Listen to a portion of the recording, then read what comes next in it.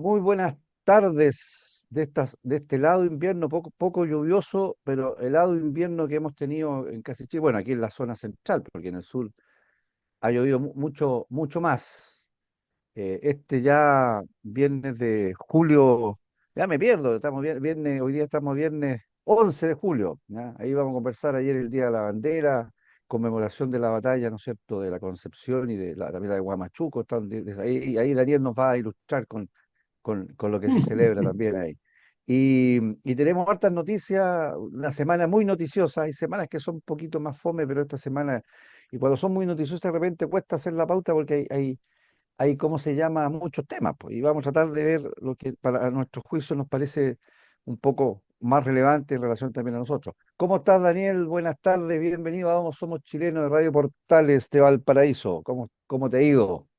Así es, pues muy buenas tardes a nuestros queridos auditores, muy buenas tardes a ti, Carlos, en este nuevo viernes que ya se nos acerca a la mitad del mes y ya sobrepasamos la mitad del año. Así que bueno, vamos, tenemos hartos casos que informar, tenemos harta noticia y siempre buscamos seleccionar aquellas cosas que son de mejor relevancia para mantener informados en forma verdadera, cierta, a nuestros auditores. Bueno, una cosa importante que sucedió y cortito durante la semana, el día 10 de julio, se celebró el Día de la Bandera, ¿no es cierto? Se celebra el Día de la Bandera porque se fijó esa fecha en base al combate de la Concepción, que se sostuvo, digamos, en la Sierra Peruana durante la Guerra del Pacífico entre el día 9 y día 10 de julio del año 1882, en la campaña de la Sierra, después que el ejército de Chile llegó a Lima, tomó Lima, y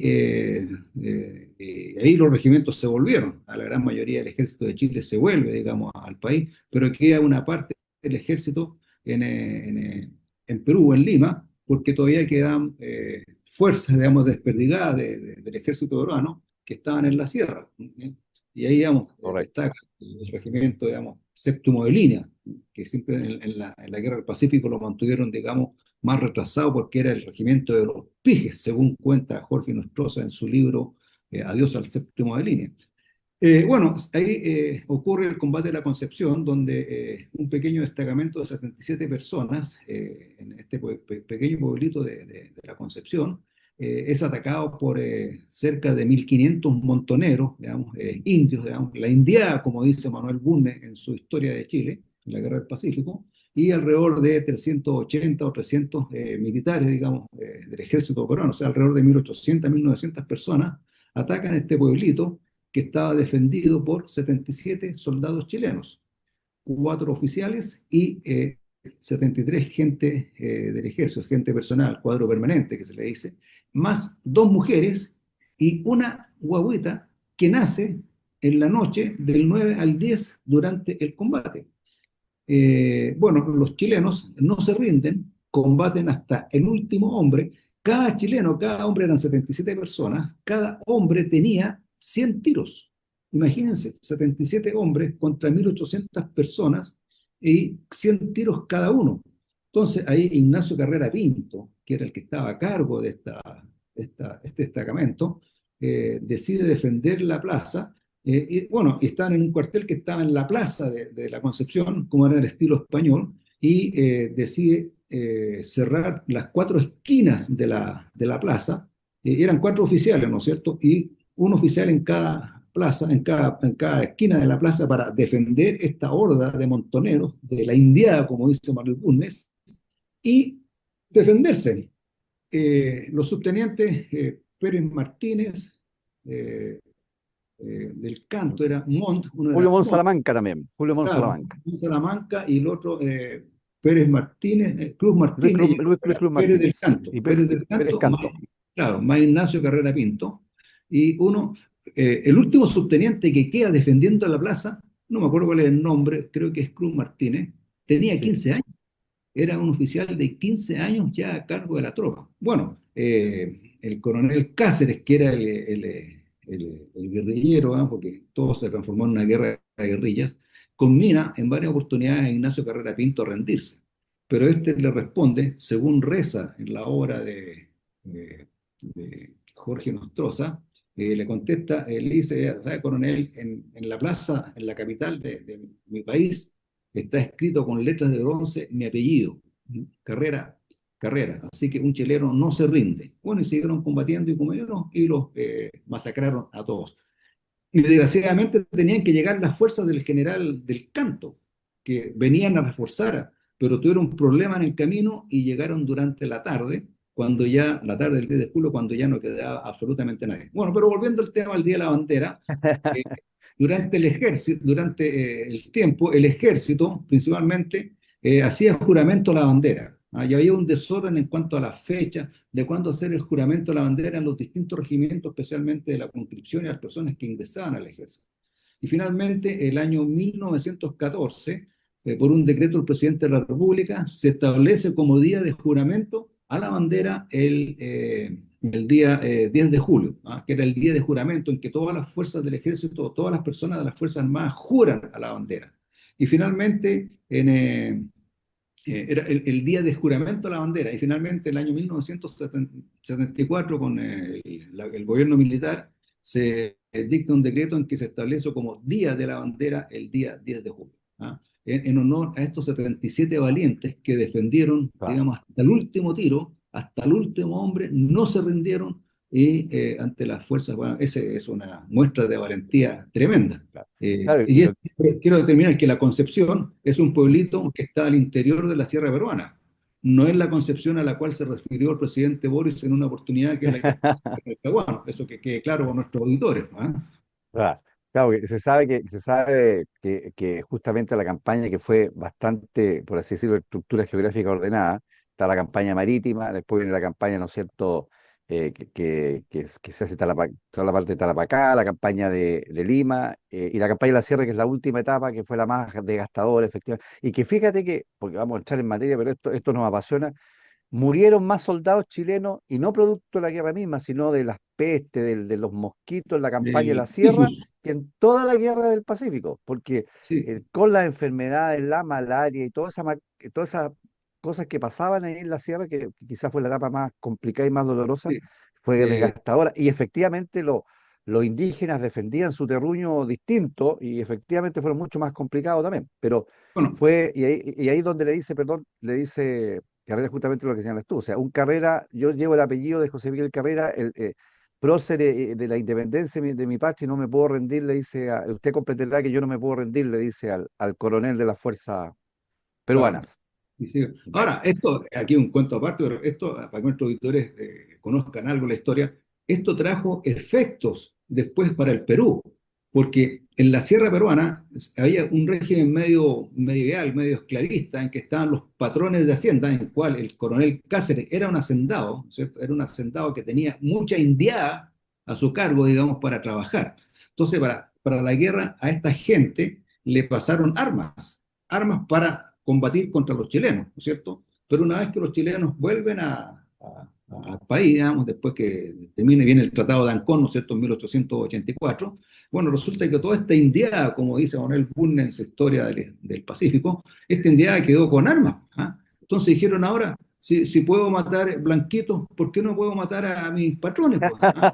Y se anota generó un Blanquito. problema, claro, porque era Claro, el pueblo, ¿no es cierto? Esta indiada que la tenían prácticamente esclavizada, ahora estaba armada, entonces ya no era un cuento fácil. Y obviamente que hubo otros correcto. aspectos que será materia de otro programa, digamos. Que yo creo que es importante tratarlo. Oye, bueno, le damos la bienvenida a Francisco, vamos a Sí, entrar en materia para que también Francisco salude, pero es relevante lo que tú señalas, y en ese contexto, hablando de lo que significa la relevancia del Día de la Bandera, hace una noticia que de por sí, evidentemente, no es menor y es grave, pero que es importante conversarla porque tiene una dimensión que yo estoy claro que aquí, aunque algunos personeros dicen que no, tiene un seco político. Efectivamente, la gente se ha informado que junto a otros casos que pasaron también en el norte, en el ejército, 5 ex ya funcionarios de la Fuerza Aérea estaban traficando estupefacientes, ketamina, 4 kilos por un valor de aproximadamente 200 millones de pesos en un vuelo. Esos son hechos de la causa efectivos, Pero lo importante es señalar que nadie puede decir que no sea un hecho grave, porque sabemos que el narcotráfico trata de permear eso. Significó que la propia institución se dio cuenta de esto y tomó detenido, dio de baja, ¿no es cierto?, a estos funcionarios e inició una investigación. Y obviamente se alertaron varias cosas, dado el otro escenario en Tarapacá, que es una zona complicada, toda esa zona en términos de droga y del tren del agua, y se tomaron una serie de medidas internas. Y en este sentido, lo que un poco ha salido, que no va al tema de fondo, es que además de las medidas que se juntaron y se empiezan a alertar por lo que significa, ha habido todo un debate en relación a que el presidente de la República ha dicho que tiene que pasar la información a la fiscal y a los tribunales civiles. Entonces el comandante en jefe de la Fuerza Aérea dice que no, porque esto es un tema que sucedió primero en tema de seguridad nacional y sucedió en una instancia de la Fuerza Aérea, en una instancia militar, por lo tanto le corresponde a la justicia militar investigar. Y en ese sentido, quien determina la competencia, que es normal, en un Estado de Derecho puede ser normal que haya problemas de competencia en los tribunales y jurisdiccionales, es la Corte de Apelaciones o la Corte Suprema. Y en este sentido, dado el tenor, sería la Corte Suprema. Entonces, es un hecho que es importante que conversemos porque no es menor, que aunque sean cinco, el propio ministro de Seguridad en una entrevista dijo que no era estructural, que no era un tema de la Fuerza Aérea, sino que era de funcionarios de la Fuerza Aérea que habían hecho esto, pero que evidentemente es importante y que es importante también aclarar los ribetes no solamente de investigación, sino jurídico al respecto. Vamos a darle, ya que para que ahí aproveche brevemente de saludar a todos los, ¿no es cierto?, auditores para que Francisco vaya comentando el tema y pues Daniel también vaya rematando sobre este hecho. Francisco, bienvenido y al tiro a la piscina, dos cucharadas de la papa, Muchas como decía una, gracias. mía, una amiga mía. Muchas gracias, Carlos, y muy buenas tardes, queridos auditores. Esperamos que este programa sea tan entretenido como hemos tratado de hacer los programas anteriores.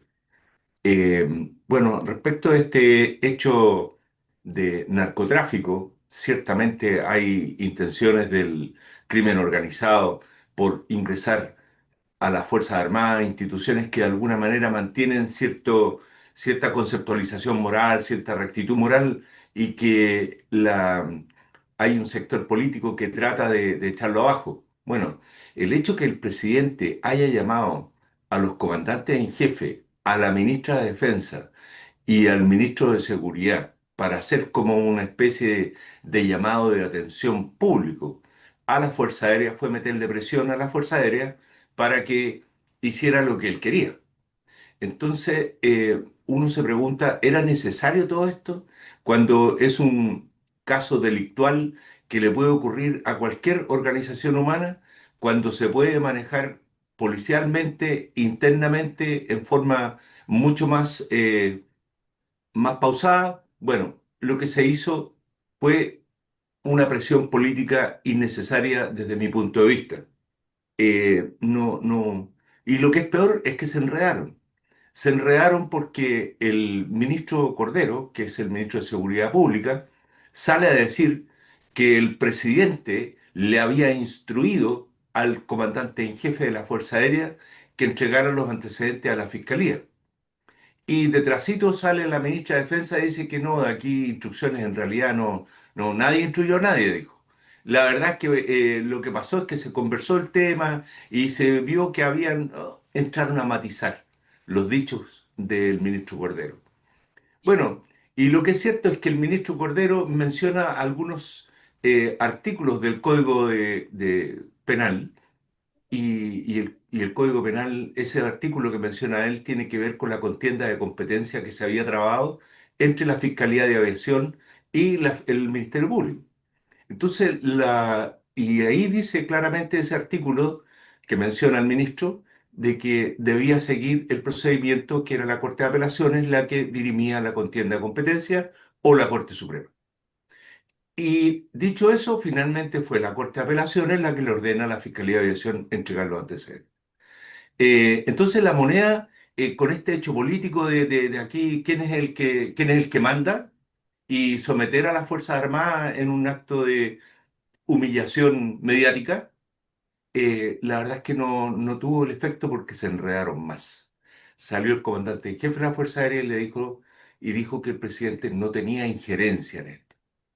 Y le preguntaron, ¿cómo que no? Si él es el que está a cargo, es como el comandante en jefe de las Fuerzas Armadas.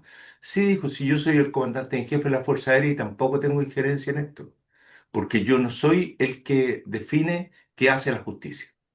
Así que la verdad es que la parada de carro fue como que se les desvirtuó la maniobra que intentó hacer la moneda y fue muy bien respondida por el comandante en jefe. Ahora, el tema del narcotráfico es un hecho delictual que hay que cuidarse porque la cosa viene pesada con el crimen organizado.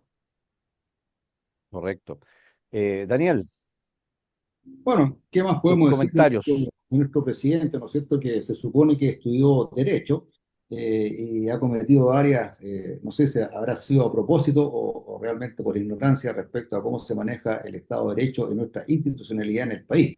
Ya tenemos un caso, ¿no es cierto?, que no sabemos si lo hizo con conocimiento o por ignorancia, que la fallida venta, digamos, la casa del expresidente Allende, ¿no es cierto?, que era constitucionalmente la senadora ni la ministra de Defensa estaban en condiciones de celebrar contratos con el Estado. Y hoy tenemos también otro episodio en que demuestra su ignorancia respecto, que el Código Orgánico de Tribunales es muy claro respecto del aspecto judicial, ¿ah? Y la Fiscalía de la Fuerza Aérea es un juzgado especial que depende del Poder Judicial. Luego, no, el Poder Ejecutivo no puede instruir, digamos, al Poder Judicial, digamos, al método judicial, tal o cual cosa, y lo dice claramente el artículo 76 de nuestra Constitución, ¿no es cierto? Que nadie podrá interceder en las resoluciones que toma el poder. Cuando hay una confusión, una controversia de competencia, que es algo que está regulado en nuestro ordenamiento jurídico y en nuestro Código de Procedimiento Civil, es la inhibitoria y la declinatoria, ¿no es cierto?, que son acciones que toma uno u otro juez respecto si le corresponde o no le corresponde tomar conocimiento o conocer de un determinado caso. Y en este caso, el caso de los traficantes de droga, bueno, lo tomó la Fiscalía de Aviación, que es un ente que depende del Poder Judicial. Es un juez de la República que depende del Poder Judicial, no depende jerárquicamente del comandante en jefe en cuanto a los temas jurídicos. Dependerá en cuanto a la parte disciplinaria, ¿no es cierto?, que entran hasta el día a formar Administrativa, claro. producción, etcétera, dará con pelo corto, los que usan uniforme, y generalmente la gente que forma las fiscalías militares son civiles que fueron contratados como miembros de planta de las Fuerzas Armadas, no es gente militar que se haya formado dentro de las Fuerzas Armadas, sino que son abogados que se contratan y se contratan con uniforme. Luego, el comandante en jefe de la Fuerza Aérea tenía razón, estaba bien en lo que dijo, y finalmente quien decide esta controversia de competencia es la Corte de Apelaciones.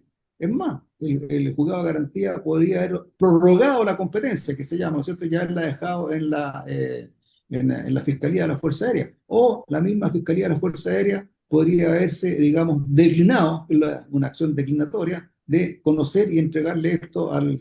Pero finalmente, como había una controversia, que en realidad, tal como dice Francisco, aquí se apuraron mucho en tomar este asunto, y finalmente la Fuerza Aérea sabía dijo, en realidad, yo declino mi conocimiento y se lo entrego al juzgado de garantía de... Ahora, respecto de este asunto del narcotráfico, que ya son los primeros indicios, digamos, que tenemos cómo el narco se está inmiscuyendo en las Fuerzas Armadas, que es el último bastión, en la última fuerza moral, el último radio que tiene el Estado para defenderse de la amenaza, está siendo infiltrada con el narcotráfico. No vaya a ser que pase lo mismo que en Venezuela, ¿cierto?, que las Fuerzas Armadas fueron totalmente contaminadas por el narcotráfico y finalmente, digamos, llegaron a lo que hoy en día es Venezuela, ¿no es cierto?, con Maduro, en que las Fuerzas Armadas son totalmente leales a Maduro porque están muy bien pagadas, hay como 3.000 generales, todos con sueldos excelentes, etcétera. No es hacer lo mismo. Ahora, yo lo creo muy difícil porque por lo menos en la Marina nuestra formación moral es muy fuerte y es muy leal a lo que es la institucionalidad y principalmente el cumplimiento de las normas legales. Pero tenemos aquí un peligro de que está partiendo y no sabemos si es el único, puede que haya más, no lo sabemos. Así que bueno, veremos Correcto. está sí. peleándose. No, sí, sí, sí, eso no opta, como bien dicen ustedes, que haya que tomar medidas, y las están tomando, porque evidentemente el mundo es dinámico y sabemos que efectivamente puede permear, pero yo creo que es importante porque aquí fuera de tener, yo creo que igual lamentablemente hubo un sesgo ideológico en este tema, claramente, para Muy poder, fuerte. un resentimiento que todavía existe en ciertos sectores, que para mí es injustificado, pero que ellos existen en estos sectores que hace que cualquier cosa que pueda comillas, abro comillas, desprestigiar a alguna institución de las Fuerzas Armadas, lo tratan de hacer. Lo importante en esto es tomar las medidas que se están tomando, el ejército también la está tomando, porque eso, y tal como dices tú, hasta el momento, gracias a Dios, en la Armada no ha existido ningún tipo de cosa de esto. No digo que no pueda estar, ¿cómo se llama? Que también puede estar expuesta, pero obviamente hay que tomar las medidas porque es un tema, es un cáncer grave, efectivamente. Pero no hay que hacerlo ideológicamente, hay que hacerlo jurídicamente, y la Fuerza Aérea tomó todas las medidas del caso, como el ejército es lo que dice relacionado a eso. Bueno, No, ya no hay pasando, acotar, Oye, pero oye, que no es sí, la Fuerza Aérea, no es la Fuerza no, Aérea, son no, cinco no. personas No, por eso, que la dentro de Fuerza Aérea un... tomó la medida de estos funcionarios que los dio de baja, los sometió, están detenidos, ella pusieron los antecedentes a la instancia correspondiente, jurisdiccional, incluso investigativa, y tomó eso. Por lo tanto, eso tiene. Oye, mira, nos quedan 5 minutos solo, antes de eso, Francisco, sí. solo agregar que hay un acto de hipocresía tremenda también en el gobierno cuando intenta hacer esto, porque ellos ni siquiera se quieren tomar el examen de drogas, el examen de pelo. Entonces, y han chuteado las cosas y la han revuelto. Entonces, parece ser que el tema del narcotráfico está más metido más arriba todavía que lo que se ha querido mostrar mediáticamente. Bueno, ahora es Pareciera. obligación, sí, ahora la obligación del presidente de la República, los congresistas, de hacerse ¿cómo se llama? Esta prueba y de ciertos Sí, pero funcionarios. un examen de orina, po, que digamos, uno 5 días Ya, se deja ya. consumir droga y Y desaparece. listo, y El sale eso. examen de pela, que es un tiempo Claro, Claro. mucho más. ¿Ah? claro. Oye, Y no Entonces, yo no quieren. quiero, y sí, no yo no quieren. quiero dejar de pasar, aunque la hagamos brevemente en la segunda parte, terminemos. Porque nos queda unos minutos para este primer bloque, porque el tema, más lo relevante que hablamos que ameritaba del Día de la Escuela de la Bandera y lo que implicaba. eh, el amigo de ustedes, Trump, que no es tan amigo mío, decidió poner un 50% que ya había dicho de arancel al cobre chileno. Para mí, bueno, esto significa, ¿no es cierto?, una serie de cosas. El cobre chileno, datos muy breves, vamos a seguir, yo creo, hablando en el segundo bloque de esto, el 11% de nuestras exportaciones, y de lo que de lo que compra de cobre Estados Unidos, como el 80% del cobre que compra, se lo compra Chile, y corresponde más o menos el 40% de las exportaciones nuestras a Estados Unidos, el otro 60% es con otros productos, fundamentalmente cátodos de cobre. Para mí esto tiene una razón meramente política, muy grave, que puede ser para el propio Estados Unidos, porque el precio del cobre les puede subir y al final les sale más caro, porque todo indicaría que lo que busca supuestamente Donald Trump y el gobierno actual de Estados Unidos es fortalecer la industria cuprífera norteamericana. Pero para que eso, si es que llegara a tener efectos positivos en Estados Unidos, si es que llegara a tener, lo que es de dudosa seguridad, pasarían más de 10 años en que pudieran hacerlo. Entonces, por lo tanto, yo creo que esto más que todo refleja, para tener estos minutos y tomarnos un poco el otro, nada más que un efecto político, también responsabilidad de algunas cosas de nuestro gobierno, que ha tenido también algunas actitudes poco atinadas en esta materia. No sé qué piensa usted, y por último seguimos conversando en la segunda pata de esto. Ya se nos acaba el tiempo, parece, ¿no? Sí, sí, sí, tienes Sí, 2 minutos y después quedan dos seguimos en el minutos. otro. Dale nomás. Bueno, Oye, adelante, Francisco. gracias. Oye, no está muy claro todavía va a ser la forma en que va a aplicar esta tarifa o este arancel Estados Unidos al cobre. Tampoco está claro si es al mineral de cobre o a los productos fabricados con cobre. ¿Por qué? Porque la forma como comunica Estados Unidos o el presidente Trump es a través de su red social Truth, que es como un tweet donde dice, ya tomamos la decisión, hicimos un estudio y aquí lo que se fabrica con cobre son muchas cosas de defensa y las menciona todas.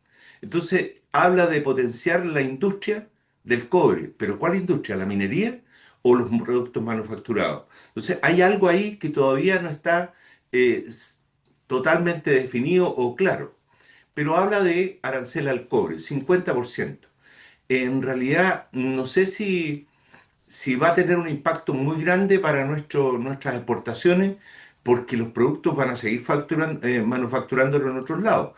Todavía está por verse de todas maneras. Pero hay un hecho cierto, que es que nosotros estamos buscándole el lado a Estados Unidos para que de alguna manera empiece a tomar sanciones. No olvidemos las dos uvas envenenadas que encontraron en miles de millones de cajas de uva en Estados Unidos procedentes de Chile con cianuro. Y nos cerraron las exportaciones, pero de un portazo. La verdad es que casi nos ponen de rodillas que el país que estaba intentando exportar productos agrícolas se perdió mucho dinero en esa oportunidad. A- Entonces, a- atentos con lo que hacemos con nuestro principal cliente. No sí, le busquemos el lado porque políticamente son sí. feroces de repente. Tú vas a cerrar el otro bloque porque el tiempo se nos acabó. Vamos a una pausa musical y Daniel hace sus comentarios de el arancel Trump del cobre a la vuelta de esta pausa musical. Muy bien. Bueno, en este segundo bloque que quedó ahí pendiente, ¿no es cierto?, un poco lo que iba a comentar Daniel sobre este tema el impuesto del arancel del 50% al cobre. Daniel, tu parecer. Sí, pero antes, como Francisco terminó en el bloque anterior hablando de la uva, cuando Estados Unidos, digamos, Ah, perfecto. encontró estos granos, 2 granos con cianuro dentro de miles de Supuesto grano, toneladas. supuesto grano, Claro, Supuesto supuesto grano. grano. Eso. Bueno, supuesto. anecdóticamente fue un beneficio para el pueblo de Chile porque hubo muchas toneladas de uva que no se pudo exportar. Y me acuerdo yo aquí en Viña que estaban los camiones que regalaban esta uva. ¿Ah? Uno iba y regalaban uva de exportación. Yo creo que Muy rica. la única vez que he comido uva buena, excepto cuando estaba en Estados Unidos, No, pero fue. realmente era uva realmente espectacular. ¿Ah? Y la regalaban. Sí. ¿Cuánto? No, se la Oye, lleva, en realidad no hallaban qué hacer Pero con la el, uva. ¿Ah? pero fue Eh, pero el desastroso, daño perdona que te económico fue, interrumpa. Claro, yo en claro, ese momento era alcalde en Colina y vi lo que pasó a los productores de uva en Colina en ese momento, fue todo el daño que existió, todo lo que significó en trabajo, económicamente. Y claro, nosotros tuvimos que incluso ayudar y poner recintos donde poder almacenar la uva para hacer este regalo que dices tú, que se vio por rebote beneficiado, siempre las cosas claro. malas benefician a alguien al final. Y sí. obviamente que fue una pérdida tremenda para los productores, porque eso, producir esa uva, indudablemente que denota un gasto más o menos importante, que hay que recuperarlo a través de la venta y en este caso a través de la exportación del producto. Bueno, pero volviendo al tema este del cobre, bueno, yo creo que algo que le debemos agradecer a nuestro presidente, que golpea duro a Trump, y Trump probablemente que toma su represalia y dice ya el 50% de arancel. Ahora, lo que hace Trump estratégicamente y bajo un punto de vista de un estadista es proteger su industria nacional, ¿no es cierto? Porque en realidad eh, lo que él quiere es que su industria siga produciendo, las cosas se sigan haciendo en Estados Unidos porque da trabajo, etcétera, etcétera, etcétera. Y eso es lo que él quiere hacer, digamos, con el cobre, tal como dice Francisco, no es una cosa fácil, digamos, de llegar y eliminar, digamos, la venta del cobre. Ahora, Chile podría decir, no le vendo más cobre a Estados Unidos, pero en realidad sería una muy mala decisión. ¿Ah? Yo creo que son cosas que deben tratarse en el nivel diplomático, pero por gente experta, gente que domine el tema, gente que tenga educación, que tenga cultura y que maneje en forma expedita lo que son las relaciones internacionales bajo el punto de vista comercial. Entonces yo creo que aquí tenemos un problema porque la gente de este gobierno no tiene la expertise, no tiene el conocimiento y solamente están basados en una ideología y eso es lo que a ellos les interesa, la ideología, no Chile, no les interesa el futuro de Chile, el futuro de la gente y ellos están solamente preocupados de imponer su ideología de tal manera de mantenerse en el poder y seguir viviendo gratis a costa de todos los que pagamos impuestos. Oye, yo partí diciendo en este tema que tiene impacto, más allá de los efectos, como bien decían ustedes, que están por verse los eventuales efectos económicos que puede tener para Chile, incluso para Estados Unidos. Yo partí diciendo que esto era un efecto, yo creo que más que todo político, ¿ya? A ver, a mí cuando me dice que Trump, hay gente que dice, este es un loco, no, yo creo que en eso comparto con usted, él tiene una estrategia, lo que pasa es que tiene un sistema quizás acostumbrado a la época de los realities que él tenía, poco ortodoxo quizás, o poco que uno se acostumbra a cómo hacen las cosas en este sentido, ¿ya? es más teatral, es más, ¿cómo se llama? Es como tiene eso también como señalan ustedes por las redes sociales, qué sé yo, cosas que normalmente no se hacen. Ahora fue mucho más cauto el presidente, porque no como la otra vez que lo trató de, no me acuerdo si de emperador, de Venezuela, no hizo ningún comentario en ese sentido. Pero yo creo que efectivamente esto obedece a un tema político, por la actitud que ha asumido el gobierno de Chile en relación a ciertos temas, más allá que cómo se va a materializar. Porque también creo que eso es, si lo hacen como supuestamente podría ser, se puede empezar la boca, porque al final los mercados ya conocen y lo que subió inicialmente fue después del aviso el precio futuro, pero que después volvió a normalizarse y hoy día el precio del cobre sigue estando al mismo valor casi que ha estado en el mercado en el último tiempo. O sea, por lo tanto, hoy no ha tenido ningún efecto, hoy al menos, hasta ahora. Pero es una noticia que hay que verse, podría tener un efecto económico para nosotros o para ellos el día de mañana, por eso tuvo que retractarse algunas cosas, pero yo comparto quizás con un poco las de ustedes que a ver, vamos a decir, es una acción política, no, yo para mí, no.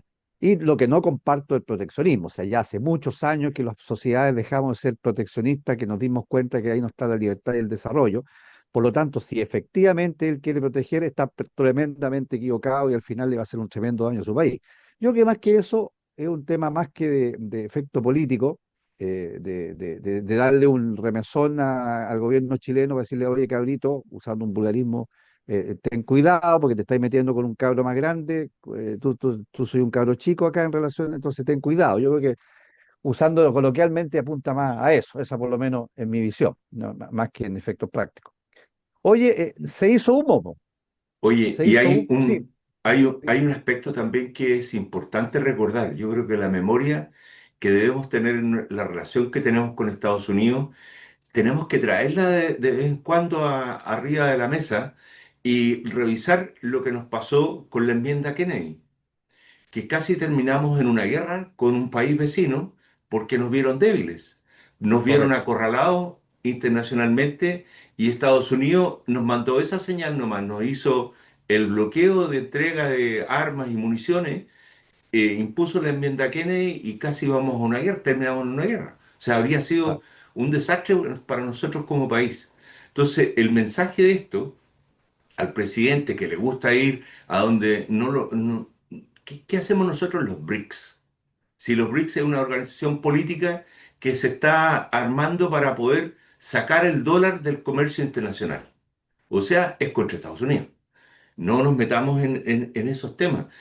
Y si podemos quedarnos callados en el tema de lo que pasa en el Medio Oriente, mantengamos el silencio mientras tanto, porque Estados Unidos ya tomó una posición muy a favor de Israel y nosotros no estamos en contra.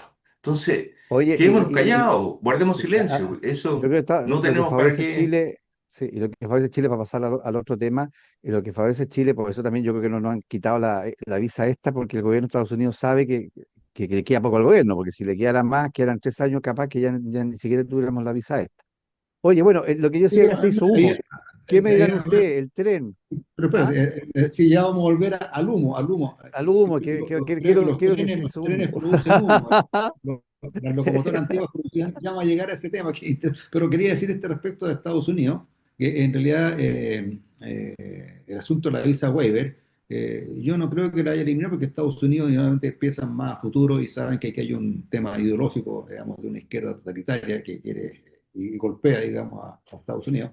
Porque quiero contarle a nuestros auditores que me llegó, digamos, la invitación a que renueve mi visa waiver, porque su visa waiver se vence en 30 días más, Sí, así que si quiere renovarla, haga tal sí. cosa para que la renueve. Entonces, en realidad, yo creo que la visa waiver parece que va a Por tener. eso te digo, o sea, si yo creo que si Estados Unidos quedaran 3 años, a lo mejor, pero como sabe que queda menos, Claro, no nos va a quitar la visa. claro, Oye, bueno, por bueno, ya tercera vez, sigamos. se hizo humo, se Sigamos, hizo humo el tren, por tomemos el tercera tren. vez. Claro, Vamos a tomar el primero el tren. tren rápido. Bachelet 2, el proyecto que se fue a las pailas porque no funcionó, no era viable, parece, tenía una serie de cuestiones de permisología y materia de cuestiones que era por mil y tantos, 1.800 millones de dólares, no me acuerdo bien, pero ese. Después vino en Piñera 2, lamentablemente ahí no fue por inoperancia, sino que fue por la pandemia, también hubo que postergar por la pandemia eso. Y ahora que el presidente decía que ya íbamos a tener tren de Valparaíso, un proyecto con que salía cada 15 minutos el tren que sacaba 1.800 personas diarias y bla, bla, bla, no tenemos tren. No habemos tren de Santiago, por lo menos dijeron en este gobierno. Eh, Bueno, Sin comentarios, ¿qué dicen ustedes bueno, del obviamente sí, tren? digamos, ni siquiera creo que hubo ni proyecto, digamos, ni siquiera se hizo el proyecto y no se hizo nada, porque en realidad, tal como dice la prensa, es humo, el mismo humo que producen los trenes, o sea, aquí ni siquiera alcanzó, digamos, a aparecer el tren, ¿ah? Pero es después que la gente se dé cuenta cómo esta gente que está en el gobierno engaña, miente y cantos de sirena y prometen y prometen y prometen, y las cosas no son así. Y así ha pasado prácticamente con todo. Acuérdense, digamos, la cuestión del CAE, la deuda de los profesores, el transporte gratis en Santiago, etcétera, etcétera, etcétera. Pura venta de humo. Así engañan al pueblo para conseguir el voto y mantenerse en el poder. Yo me recuerdo, digamos, quizás Francisco, que es un poquito menor que yo, pero por los años 60 me acuerdo, finales del año 60 por ahí, Japón ofreció hacer un tren rápido entre Viña y Santiago, ¿ah? Y pedía una concesión de hasta el año 99, hasta el año 99 pedía la concesión del tren rápido, y Chile no quiso aceptarlo, ¿ah? Y lo perdimos. Si lo hubiésemos aceptado, tendríamos un tren japonés hoy día estupendo, entre Santiago y Viña del Mar. Pero así es la estupidez digamos, de la clase política, no de todos, no quiero generalizar, pero finalmente perdimos esa gran oportunidad. Ahora el asunto del tren a Santiago, yo creo que es una cosa que no va a venir en el futuro inmediato, siquiera va a ser una cosa a muy largo plazo. Francisco. Hay que recuperar Mm, todo el mm, troncal que está, que no se utiliza hace tiempo, ¿cierto? Bueno, tal como lo dicen ustedes, este proyecto ha sido realmente una farsa. Es una idea, un sueño que tratan de transmitírselo a la ciudadanía para que sacarlo o aislarlo un poquito del día a día, de los problemas que realmente tiene el país. Este sueño, esta ilusión, se inicia con la conversación. ¿Por dónde va el trazado del tren? Todavía no estamos de acuerdo por dónde tiene que ir. O sea, o se va a ir a San Antonio primero, o se va a ir por la Cuesta Dormida, o en fin, distintos Pasa por proyectos que Casablanca. pasa por Casablanca, ¿no? Va a ser una extensión del metro. O sea, ahí todavía ni siquiera tenemos claro el trazado ni qué es lo que queremos. Pero quiero decir que en paralelo el gobierno de alguna manera ha ido posicionando otras ideas respecto de la unión vial entre Santiago y Valparaíso y Viña. Y es que escuché el otro día el proyecto este de la tercera pista a la Ruta 68. Se va a demorar, no sé, 10 años probablemente, pero por lo menos ya se inició el trabajo de hacer algo que es más tangible, más real y que es muy necesario. Hoy en día la Ruta 68 está bastante colapsada. Eso lo encontré bueno. Lo otro que encontré positivo es que hace un poco tiempo atrás tuve la oportunidad de ver una presentación de lo que está haciendo ASMAR. Cuando uno habla de ASMAR, piensa en construcción de buques, reparación de buques, o sea, todo lo que el mundo marítimo. Pues bien, muy interesante ver que a ASMAR le pasaron el Ministerio de Transporte, a través del Ministerio de Defensa, le dijo, oiga, tengo estos trenes que van de Yanquihue a Puerto Montt. Dos trenes que le llaman los 30-30. Recorren 30 kilómetros en 30 minutos. Bueno, esos trenes estaban abandonados, botados, destruidos prácticamente en el sur. Los trajeron y los instalaron en la planta de Asmar y Asmar los hizo de nuevo, unos trenes franceses. Los motores, consiguiéndose los planos, reconstruyeron los trenes y hoy día están circulando. O sea, la industria nacional, Asmar está entrando en la industria, en la parte de la industria pesada.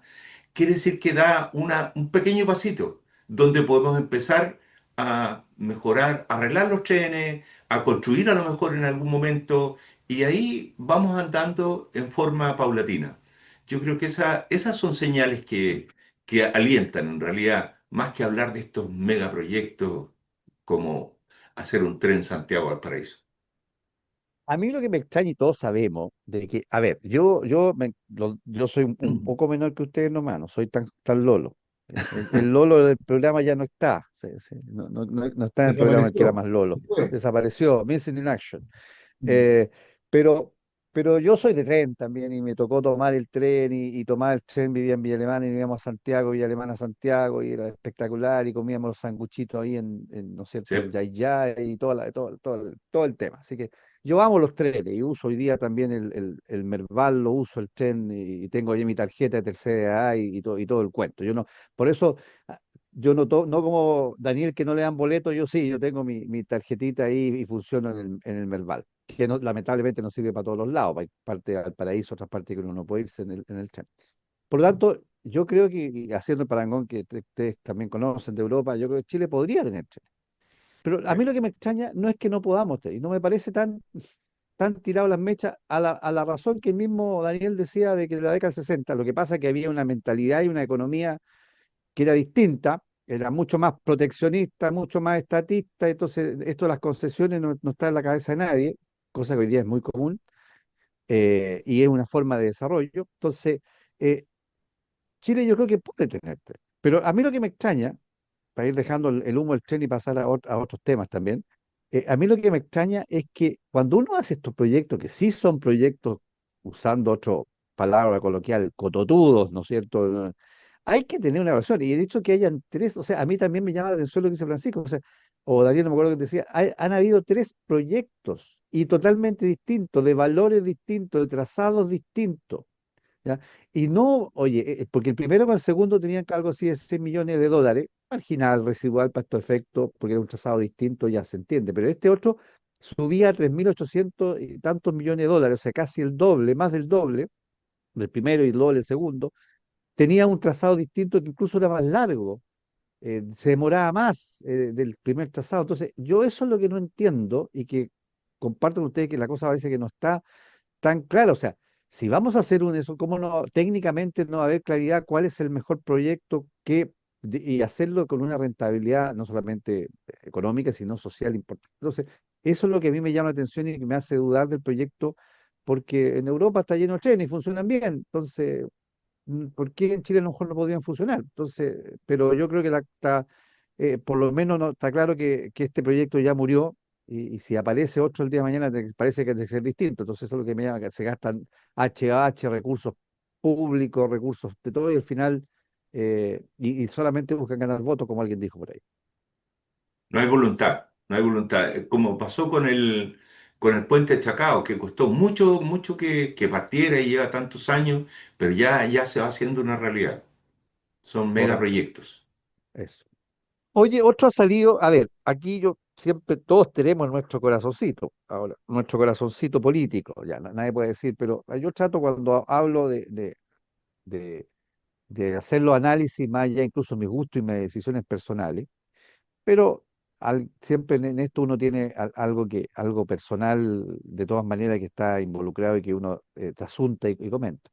Está claro aparentemente que el gobierno, la centroizquierda, como se le quiera denominar, o los partidarios, salvo la ADC, estaría formando una lista única, ¿ya? Para las parlamentarias. Y hasta ahora, la oposición, hablo en general, la oposición que llega, hablemos de derecha, centro derecha y de centro, pero que es oposición, que piensa distinto, no estaría de acuerdo y estaría formando dos hasta tres listas, por así decirlo. Hay un estudio de la Universidad del Desarrollo y otro de la Universidad de Concepción que dice cuál sería el impacto de que se dieran los distintos escenarios. O sea, si el gobierno fuera en dos listas, si la oposición fuera en listas, si los dos fueran en una, si los dos fueran dos, y así sucesivamente. Bueno, en términos reales, a lo comparativo, si la oposición va al menos en dos listas, las más relevantes, van dos listas o tres listas, y el gobierno en general, salvo la de ser en uno, el estudio de la Universidad de Concepción dice que el gobierno, los partidarios del gobierno, los más pro gobierno, la centroizquierda, como quieren llamarle, podría llegar a 87 diputados y requiere 89 para modificar la constitución. Y la oposición, evidentemente, podría llegar a, ¿cómo se llama?, 60 y tantos diputados.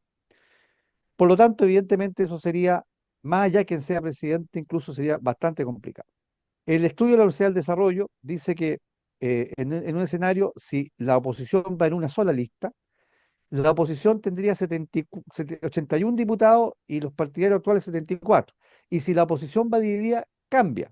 Tendría, porque esto es relativo, son estudios probabilísticos, 81 diputados al gobierno y 74 a la oposición. Entonces, mi parecer es que ya existe esta primaria de hecho, no de derecho, ¿ya? Esas primarias que le gustan a Daniel, que no significan más plata para los ciudadanos, en que van varios candidatos del centro, centro derecha y derecha. Ya, perfecto. El pueblo elegirá quién pasa a segunda vuelta, porque está claro que va a segunda vuelta. Pero a lo que a mí me parece, y recojo esto también atendible a la luz de las cifras, ¿ya? Y el joven decía una cosa que igual me quedó, el datos matan relatos, de que al parecer no existe voluntad política en algunos sectores para hacer lista cuando las cifras demuestran que lo mejor que le puede pasar al país es que haya una sola lista de todo lo que es la oposición hoy día. Yo creo que ese es un tema no menor, no sé qué piensan ustedes al respecto. Adelante, Bueno, Francisco. mira, gracias, Daniel. Mira, yo creo que aquí hay una situación que en el sector de la oposición es evidente. Hay un sector de la oposición, como es Chile Vamos, que quiere hacer una lista única. ¿Por qué? Porque ellos tienen hoy día, por ejemplo, en el norte tienen senadores RN, tienen senadores UDI también en Coquimbo, en fin, tienen mucha fortaleza. Y en otras regiones del país también. Pero el Partido Republicano, en el último esta constituyente o convención constitucional, Consejo, allá, Consejo Constitucional, sí, sacó verdad. prácticamente más del 40, un 50% casi de la votación. Entonces tiene mucho potencial. Cuando uno dice, oye, Chile Vamos quiere mantener lo que tiene en una sola lista, porque ellos no se van a bajar de donde están, obvio van a querer, entonces no queda espacio para los que realmente han tenido más votos puedan tener opción de tener senadores o diputados. Por lo tanto, estamos frente a un tema que es imposible de resolver, que no sea ir en dos listas. Ahora, uno dice que es lamentable, deberían ir en una sola lista, sí, pero ¿cómo se ponen de acuerdo? ¿Quién cede a sus diputados y senadores para que entre otro que ni siquiera ha estado antes en el Parlamento?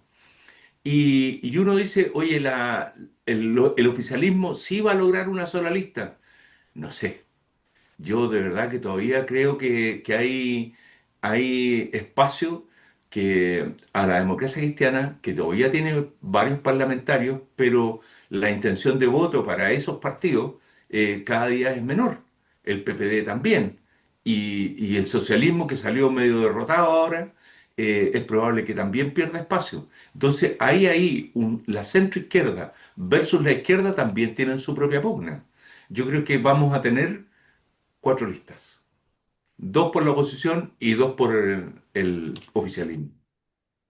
Sí, mira, yo Daniel. apoyo la idea de Francisco. Yo creo que el asunto va más o menos por ahí, porque las ansias de poder y las expectativas que tienen algunos partidos políticos y especialmente algunas personas de tener el poder es bastante amplia. Así que yo no creo que se pueda ir en una sola lista. Y a mí me da mucha lata que la oposición en este momento insista en tener más de una lista, pero eso indudablemente nos va a llevar a una situación de mucho conflicto y de mucha incertidumbre en el futuro, porque en realidad la izquierda, el socialismo en este momento están más organizados que la derecha, creo yo.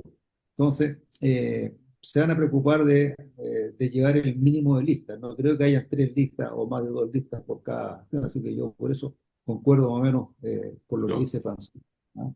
Dos listas por cada lado. Bueno, ahora, todos sabemos que en realidad mientras no llegue el día de la elección, todo lo que se pueda decir, digamos, puede variar en uno u otro sentido. Hay que tener fe y hay que tener esperanza de que el pueblo chileno entienda que necesitamos tener trabajo, que necesitamos tener seguridad y que la economía mejore. Mientras no haya un mejoramiento de la economía y no se controle en forma eficiente la migración que viene, vamos a tener problemas, ¿no?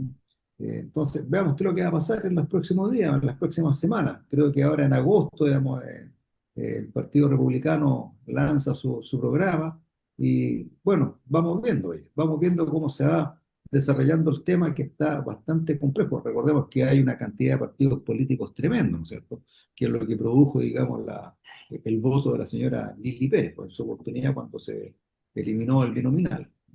Así que esperemos con calma los próximos meses, pues, Carlos. Exacto. Yo estoy de acuerdo en noticias en desarrollo y estoy de acuerdo que el tema es complejo y en política, los que hemos estado en política partidista, sabemos que tiene sus bemoles, sin eso yo no discuto, pero lo que a mí no me parece es no hacer, a ver, las negociaciones en política son duras, siempre. Las negociaciones en política no siempre llegan a buen término, a veces no funcionan, ¿ya? Y no hay acuerdo, por diversas razones legítimas y algunas no tan legítimas, pero por lo menos hacer el esfuerzo. Está claro que el modelo de lo que significó, como bien dice Daniel del mamarracho, fue justamente porque todos los sectores que significó, o sea, todos los sectores que nos opusimos a esa constitución y que me conste, me tocó no solamente votar, sino trabajar en otra región en esos temas, cómo se logró tener una unidad tan fuerte que los resultados quedaron a la vista. Y yo siempre en ese sentido creo que Chile vale más. Entonces, a mí lo que critico y critico a ciertos sectores, porque no quiero eso, es al menos hacer el intento. Ahora, si alguien me hizo que esto también puede ser, tomando las palabras de Daniel, una estrategia para llegar a negociar en mejor posición, sí, pues está bien, ya lo entiendo y lo acepto, pero las negociaciones no son fáciles, de acuerdo. Las negociaciones siempre salgan heridos. Yo, y lo digo con todo respeto y sin ninguna vanidad ni darme las partes, como dice el Lolo, y estuve dispuesto en otro contexto, en otra época, hace muchos años atrás, de no hacer ningún problema cuando bajaron una candidatura de diputado mío en otra región hace mucho tiempo, porque convenía políticamente y la disolución había que dársela y se le entregó ese distrito a la UCC en ese momento, el FRAFRA, porque justamente se sacaba la cuenta que si la UCC no se subía el pacto parlamentario, eran 8 diputados menos que sacaba, que ya eran malos lo que podía tener en ese momento la oposición, y el hecho de subir la UCC significó por lo menos tener una Cámara de Diputados y un Senado bastante más peleados. Entonces, ese distrito se le entregó cerrado a la UCC. Entonces, y yo feliz porque lo más importante no era yo ser diputado o eventualmente candidato, era que Chile tuviera. Entonces, en eso yo no estoy de acuerdo. Yo creo que hay que sentarse a negociar, tirarse las mechas. Nosotros no podríamos, que nos quedan pocas mechas, agarrarse si es necesario, o hacer todo lo que pueda hacer. Y si no funciona, bueno, no funciona. Pero lo que yo discrepo y no estoy de acuerdo es decir, desahuciarlo anticipadamente por el bien de Chile. En eso no me parece y lo digo públicamente. Bueno, ¿algún comentario último que estamos listos, señores? No acabo Cuéntenos el tiempo, rápidamente. no acabo el Sí, tiempo. ya, Bueno, lo Sí, dejamos para pues. el otro. bien, ¿no? Ya, Nos vemos el próximo viernes, si Dios quiere. así es. Hasta el Que próximo tengan un viernes. buen fin de semana.